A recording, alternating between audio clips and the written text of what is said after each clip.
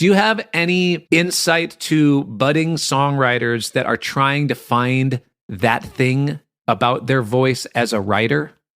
Yes, definitely. So stop looking for it.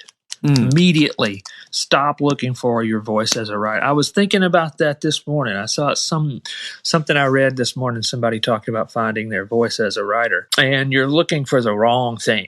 You know, when Amanda and I got married, we went around to a lot of couples, and we still do this, but a lot of couples that have been together for a long time that we knew, and we asked them, what's the secret, you know? And they had different answers. A lot of people with sense of humor, or, you know, just don't give up on each other, or, you know, stick by the decision that you made no matter how hard things get. But John Prine said, you have to remain vulnerable. And, you know, of course, John Prine's going to give the best answer to just about anything. That's what he did. But, you know, he had a very recognizable voice as a songwriter. And it was the fact that he was open emotionally, and he realized that he had something worth saying, and so he just let himself talk. And I think that's kind of the trick, and it is a little bit you know, ethereal. It's kind of hard to pin down, but just don't run from the things that you might consider mistakes.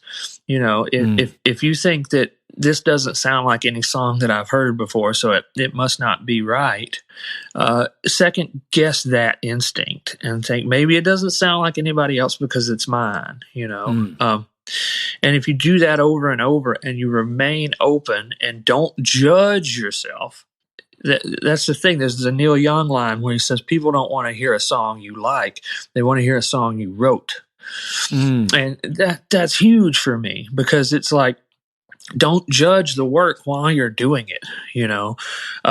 Save that for later. Later on, when you're in the booth, you can judge whether it's any good or not. Or after it's mastered, you can figure out if you want to put it out. But give yourself a whole lot of leeway and a whole lot of time to do what you think might be a mistake. Because just like playing the wrong note, it's not that; it's the one you play right after it, you know. And I think that's the thing, you know. That's it. Just let yourself screw up, and then keep moving, and then eventually you'll have a chance to go back and fix it if it's wrong. But more often than not, you'll find out that's not wrong. That's just me.